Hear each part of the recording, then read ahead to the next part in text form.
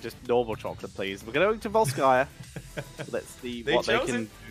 They did choose it, so let's see what they have prepared for us here. Is it going to be a more standard play once again, or are they bringing us out something weird?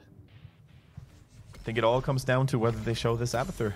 Up to this point, we haven't seen we haven't even seen a single normal quote-unquote Abathur game, right, in which you kind of, you know, try to go for something. You have a strong 4-man unit. Sometimes you even pick a mage into it, so Abathur can have that good, strong ability power, copy target. But we've always seen something extremely unorthodox, extremely weird whenever they picked Abathur. Yeah, E-build Abathur is something we have not seen at all, which is crazy because it's the most common build all over the world now. Yeah, sorry, W build Abathur. Oh, it is E. E. Yeah, sorry, I'm getting all my abilities mixed up there. 18 seconds to determine what the second ban will be. Is it going to be that Diablo? Because let's face it, Timeless does look rather scary today on that hero.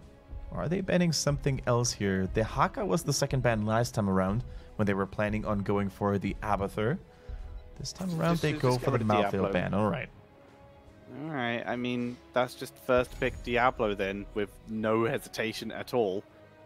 That's too much hesitation already. Thank you. That was too much hesitation. Just pick faster. I can already see you being a coach in the booth. Pick faster. Go. Yes. Show intent.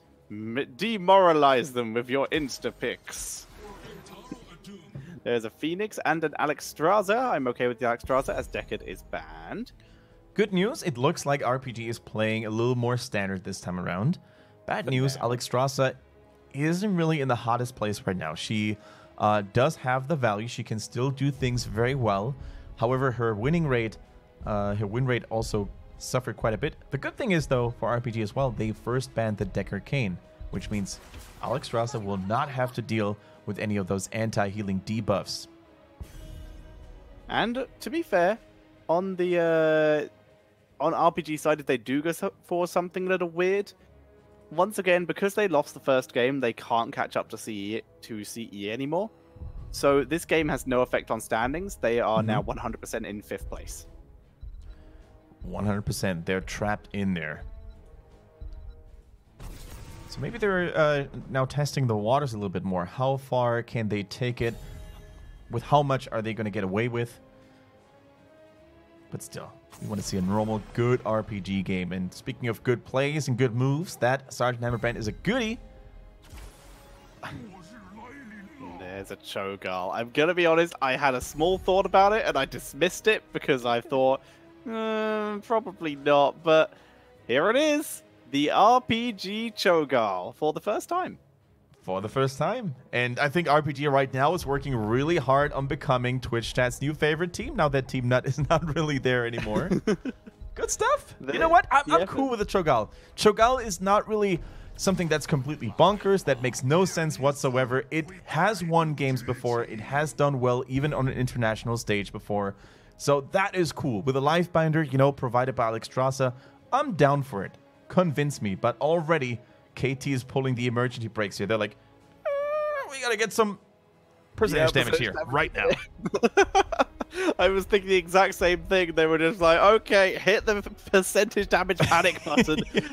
Immediately comes in.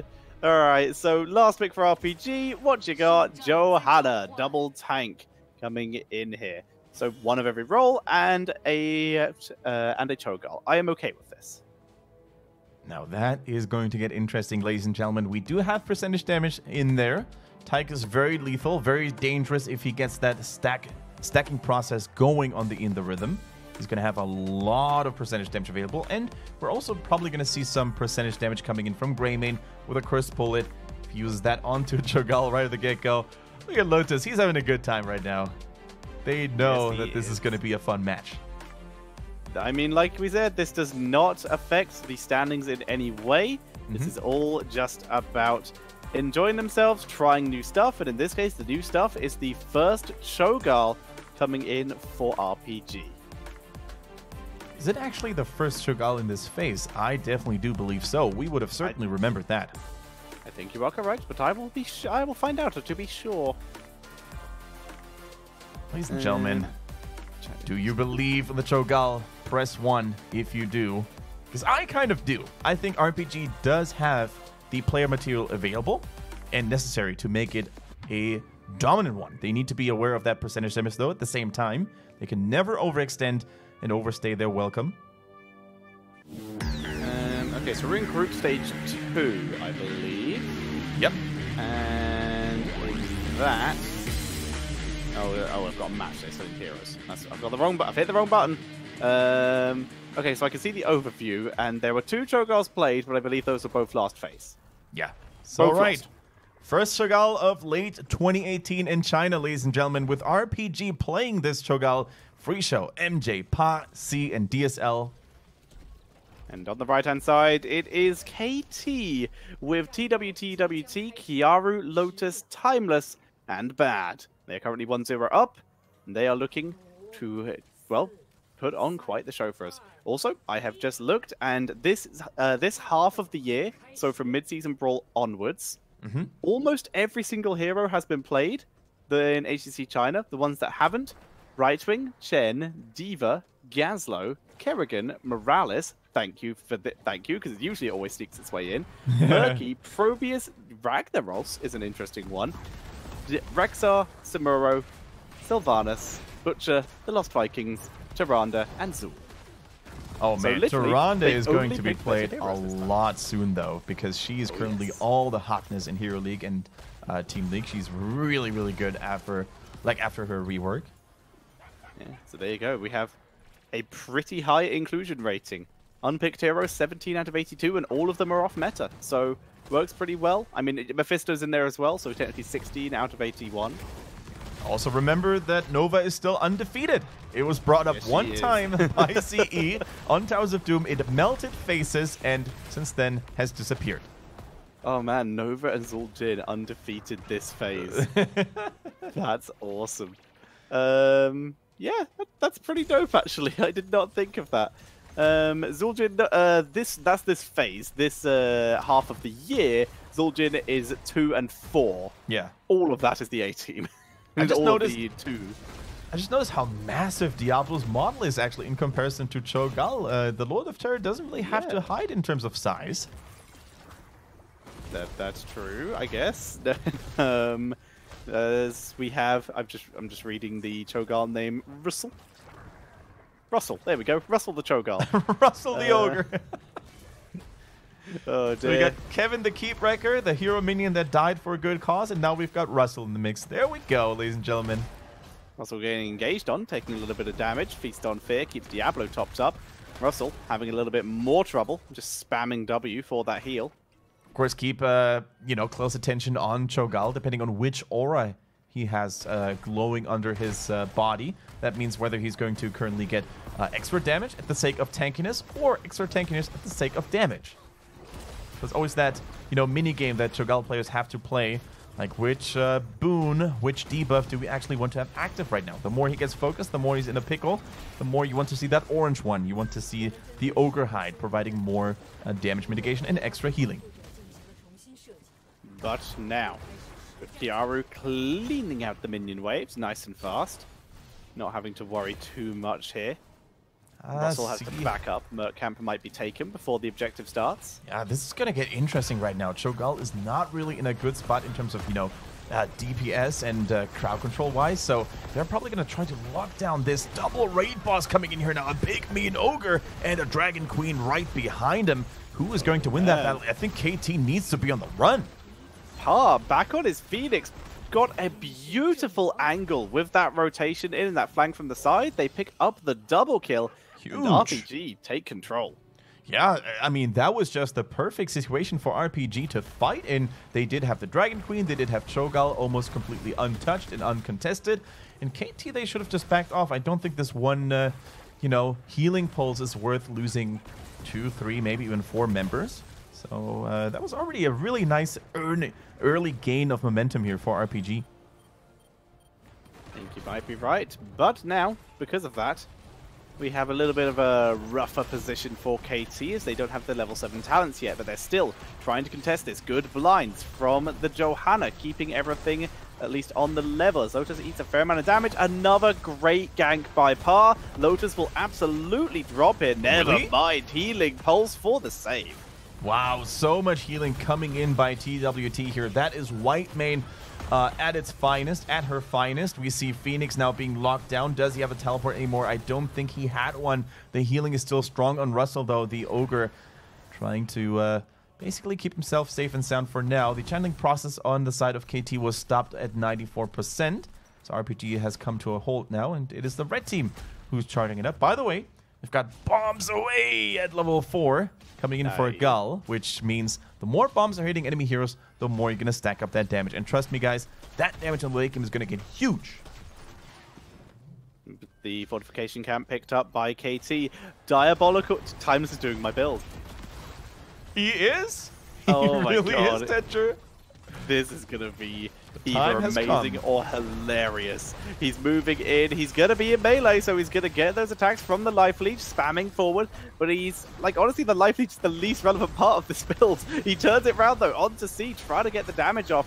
Needs more armor from Kiara as they dive on, and down immediately goes the Yorel as they dive too deep, and Par again with a gorgeous flag, this time biting off more than he can chew. But Lotus and Bad are both in a really rough position. Par again hard engaged on by Timeless, who's trying to buy time for his team. He is sustaining beautifully, but everyone else is going down, and finally the 1v4 becomes too much. Wow, you can't punch through all that tankiness, through all that damage that the Cho'Gall composition provides right now. You could really see how both assassins that do have a lot of single target damage, Tychus and Greymane, seem to really struggle. They couldn't even take on the big Ogre. Now, the Ogre next to the Protector, they're actually pushing together. That is some mean damage coming right onto that middle fort.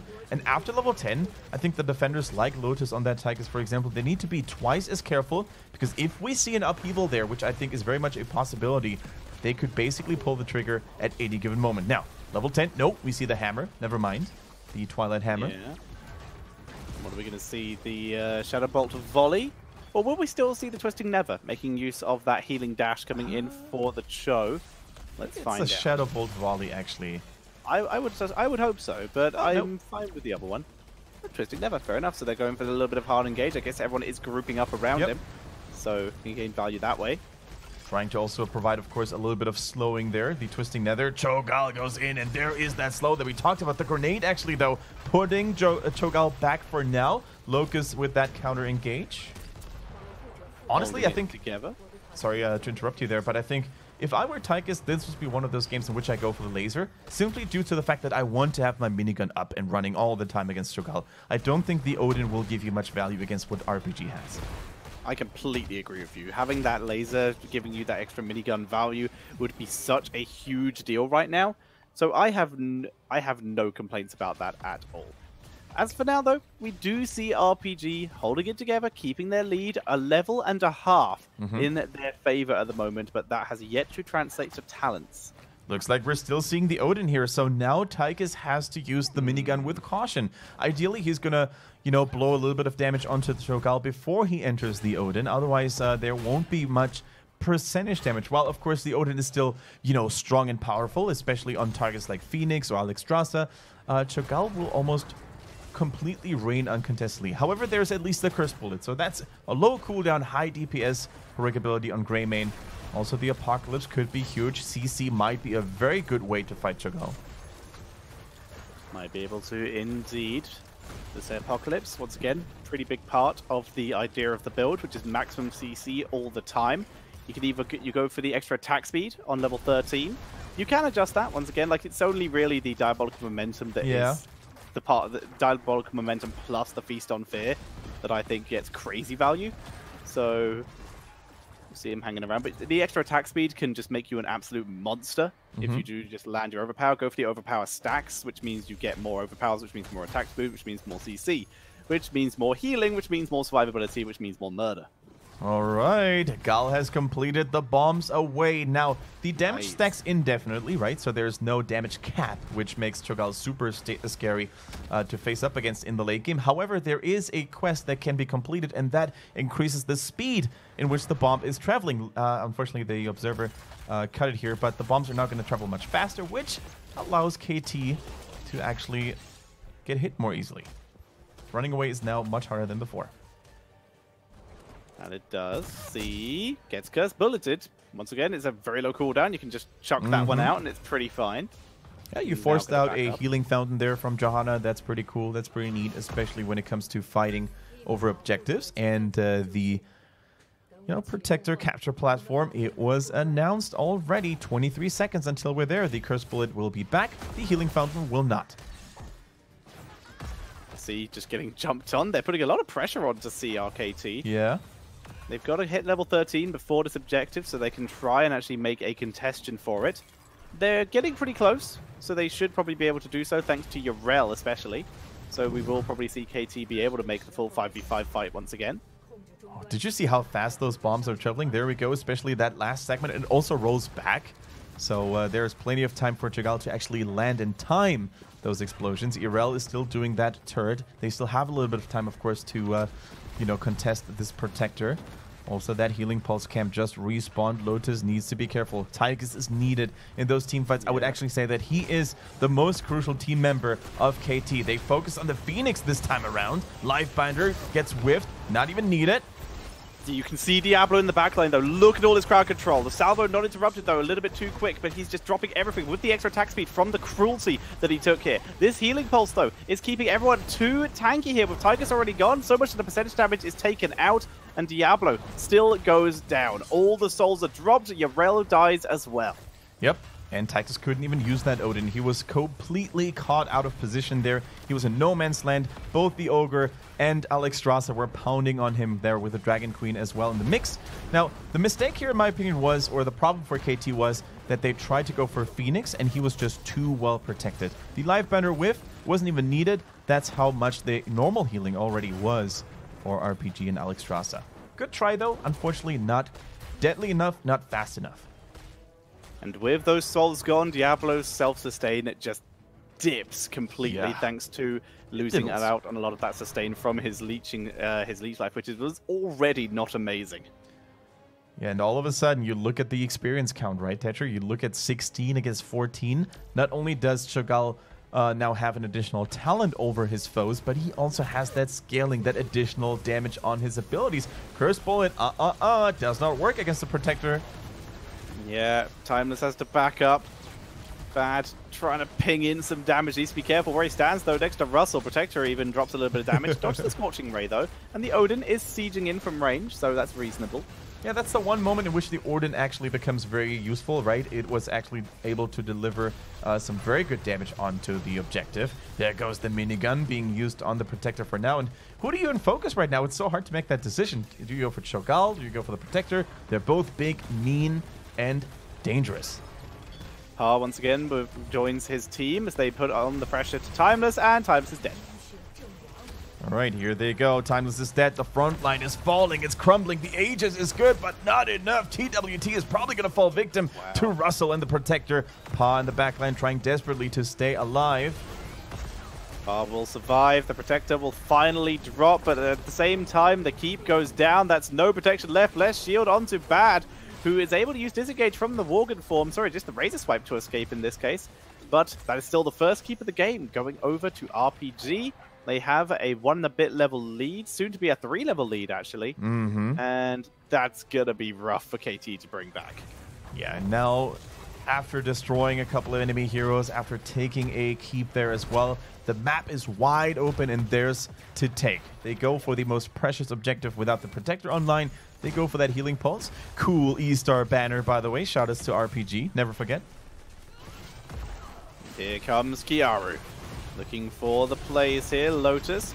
Miniguns as best as he can. Trying anything with the Undefender. Working out well. Diablo goes deep into the backline. Focusing on the healer. Trying to keep her CC'd. And they do a good job. Yrel helping out as well. Lifebinder going to be used to heal up MJ this time. But with Yrel down, that's a huge amount of the front line removed. Look at this CC. But where's the damage to follow it up? They can't do it because they're 3 levels down. They're 3 levels down. The scaling is kicking in. The snowball effect of Cho'Gall is too much for KT to fight.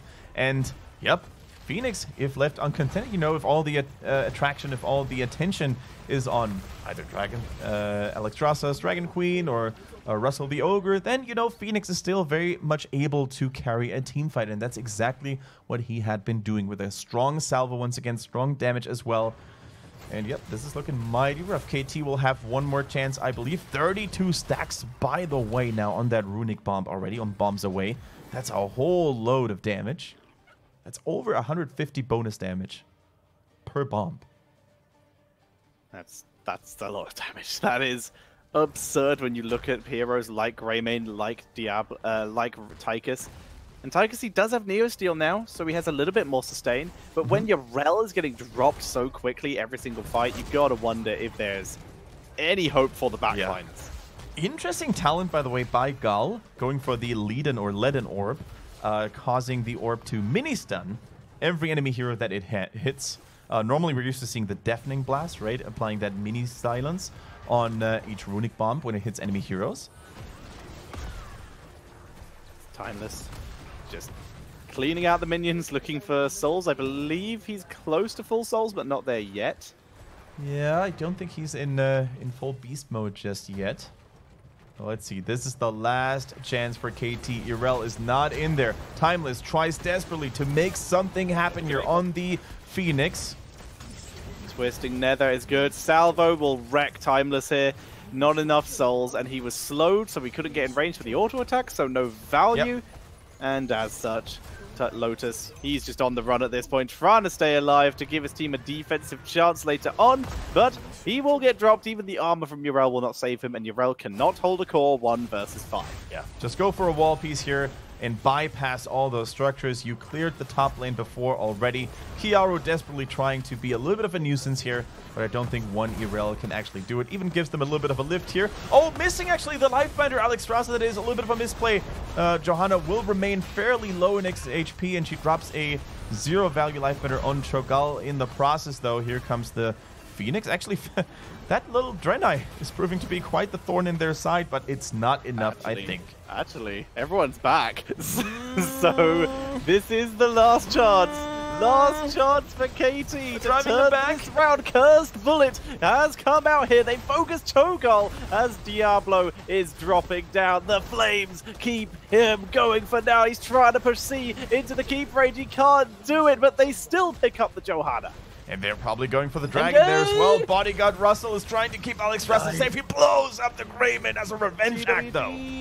DWT gets dropped. The keep, though, takes some shots against Russell. He will survive, but now it's Tychus versus Par and Cho'Gall. He's going to pop out the Odin. He needs the core's help here because that's all that's going to save him. But with catapults moving in, with Cho'Gall at half health, with Par at basically full, that's going to be game, and RPG takes game number 2. Even the Indomitable Spirit there keeping Phoenix alive.